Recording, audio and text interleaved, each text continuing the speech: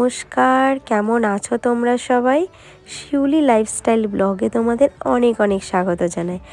আশা করি তোমরা যে যেখান থেকে আমার ভিডিওটা দেখছো সবাই খুব ভালো আছো এবং সুস্থ আছো। আর আমি তো ভালো আছি, কিন্তু আমার এতটাই ঠান্ডা লেগেছে, আর আমার ঠান্ডা লাগলে তো মানে সারতেই চায় না, যার জন্য কিন্তু এখনও আমার কিন্তু শরীরটা এখনও খারাপ। তাও কিন্তু সংসারের কাজ কিন্তু সকাল থেকে শুরু করে দিয়েছি। এখন দেখো তো সকাল বলতে তো 7টা থেকে শুরু করেছি। উঠেছি অনেকক্ষণ আগে, উঠে বাসি ঘর ঝাড় দেওয়া, ফ্রেশ হওয়া, তারপরে নাইটিটা চেঞ্জ করে চলে আসলাম একদম সোজা রান্নাঘরে। আর রান্নাঘর থেকেই তোমাদের সাথে নিয়ে ভিডিওটা শুরু করছি। আশা করি আজকের ভিডিওটা তোমাদেরকে অনেক ভালো লাগবে। আর ভালো লাগলে প্লিজ কেউ ভিডিওটা স্কিপ করো না, প্রথম থেকে শেষ পর্যন্ত দেখো আর আমাকে অবশ্যই সাপোর্ট করো। আর তোমাদের ভালোবাসা না পেলে আমি কিন্তু কখনোই এগোতে পারবো না। তাই দেখো, সকালবেলা ঘুম থেকে উঠে আমি একটু লেবু চা করে নিলাম, মানে লেবু চা, হাজব্যান্ডের জন্য দুধ চা, আর আমি কিন্তু একটু লেবু জল খাবো।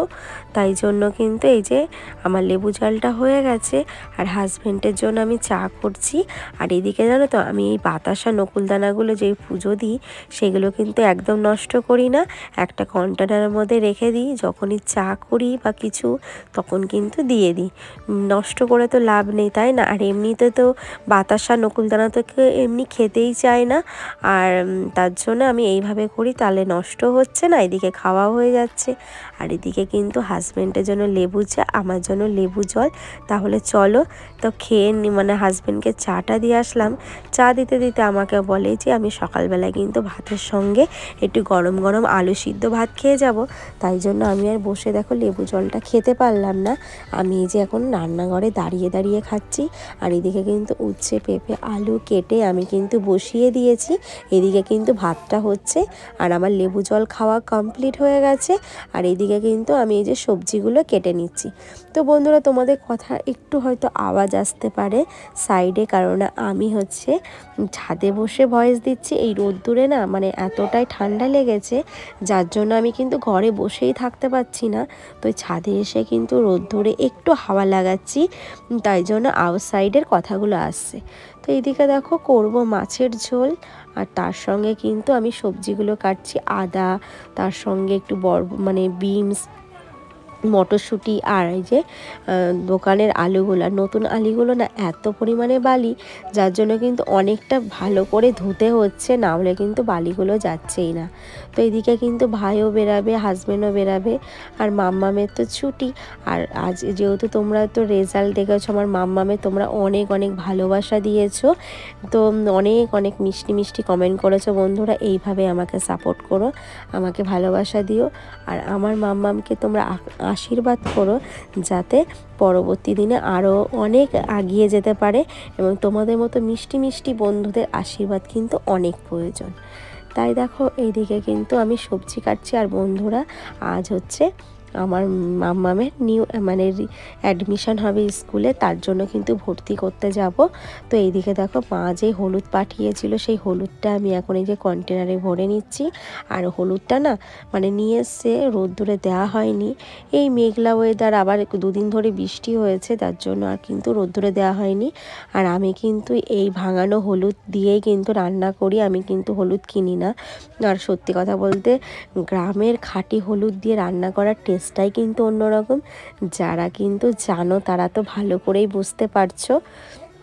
আর বন্ধুরা, তোমরা ভিডিও দেখছো কিন্তু এখনও পর্যন্ত লাইক করোনি, প্লিজ লাইক করে ভিডিওটা দেখা শুরু করো। আর যারা নতুন বন্ধু আমার চ্যানেলটিকে সাবস্ক্রাইব করোনি তারা কি ভাবছো, অবশ্যই চ্যানেলটিকে সাবস্ক্রাইব করে আমার পাশে থেকে যেও, আমার পরিবারে থেকে যেও, আশা করি তোমাদের অনেক ভালো লাগবে। আর এইদিকে দেখো আমার মাছ ভাজা কমপ্লিট হয়ে গেছে, এখন আমি কিন্তু আলুগুলো ভেজে নিচ্ছি, তারপরে কিন্তু একটু আদা, টমেটো, কাঁচা লঙ্কা দিয়ে কিন্তু মাছটা করব। আর আজকে কিন্তু মাছের ঝোলে একটু মটরশুঁটি দেবো। তো বন্ধুরা, কেমন লাগে তোমরা অবশ্যই জানিও, আমার তো ভালো লাগে, কিন্তু সবার তো আর সমান লাগে না, যেমন আমার হাজব্যান্ডের আবার ভালো লাগে না। আর তোমাদের বললাম না আমার কিন্তু মাম্মামের আজকে অ্যাডমিশান, তার জন্য কিন্তু মানে অ্যাডমিশানে জানোই তো ইংলিশ মিডিয়ামে মানে প্রচুর খরচা, মানে প্রচুর টাকা লাগে। তো তোমরা যারা ইংলিশ মিডিয়ামে বাচ্চাদের পড়াও তারা তো ভালো করেই জানবে। সত্যি কথা বলতে বছরের এই দিনটা প্রত্যেক বছর আসলে আমরা অনেকটা টেনশনে থাকি। আর আমার মাম্মামের গলার আওয়াজ পাচ্ছ, আমি যখন ভয়েস দিচ্ছিলাম ও কিন্তু খেলা করছিল আর মামা বলে চেঁচাচ্ছিল, মানে চিৎকার করছিল, ওই জন্য কিন্তু গলার ভয়েসটা একটু এসে গেছে। আর কি জানো তো বন্ধুরা, স্বামী একটা মানে হাজব্যান্ডের উপরে কিন্তু একটা সংসার চলে। তো সেই হাজব্যান্ড যদি তার মানে সরকারি জব না থাকে তাহলে তাদের মানে পরিস্থিতি কেমন হয় তোমাদের সেটা বলে দিতে হবে না। তো যাই হোক চলো আমার হাজব্যান্ডের খাবার গোছাতে গোছাতেই তোমাদের সঙ্গে কথা বলি। তো একজনের হাজব্যান্ডের উপর কিন্তু চাপ থাকে অনেকটা, মানে সংসারে যে একজন মাত্র দায়িত্ববানশীল থাকে সেই জানে সেই সংসারটা চালানোটা কতটা কিন্তু কঠিন।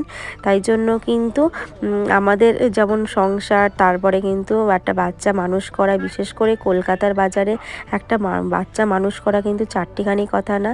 তো আমরা যেমনই হই না কেন আমাদের কিন্তু প্রত্যেক বাবা মাদেরই অনেক স্বপ্ন থাকে আমাদের বাচ্চারা মানুষের মতো মানুষ হোক, একটা ভালো স্কুলে পড়ুক, সেটা কিন্তু সব বাবা মায়েরা চায়।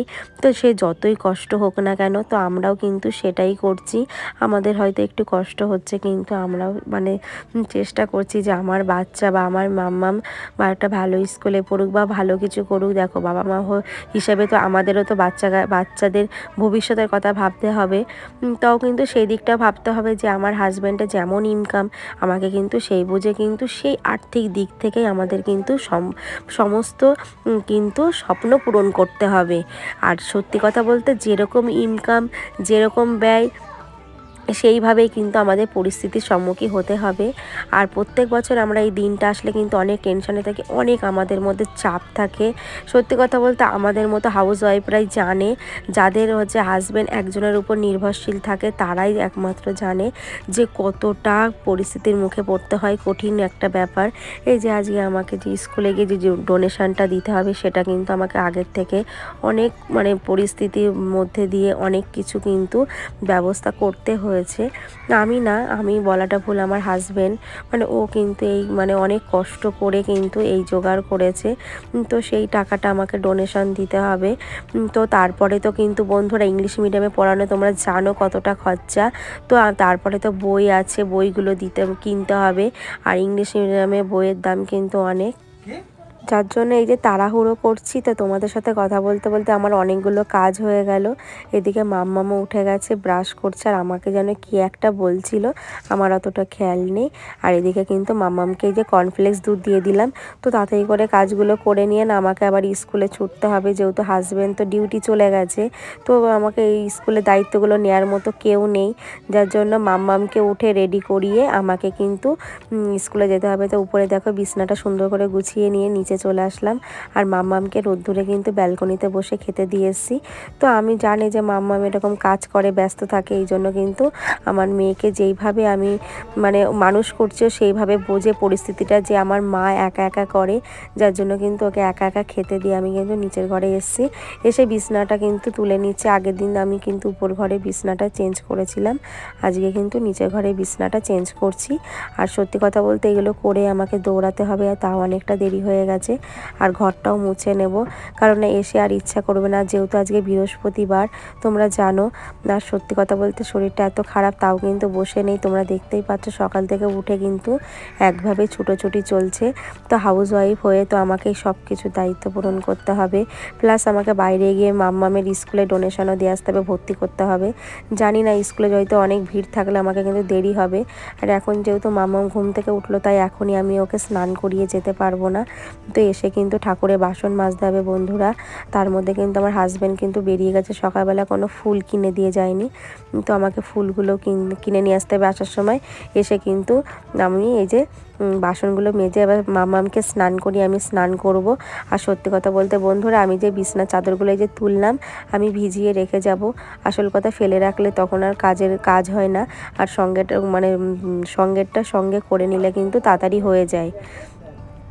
যার জন্য দেখো তাড়াতাড়ি করে কাজগুলো সেরে যাচ্ছে, আর এসে না ঘরটা মুছতে আর ইচ্ছা করবে না।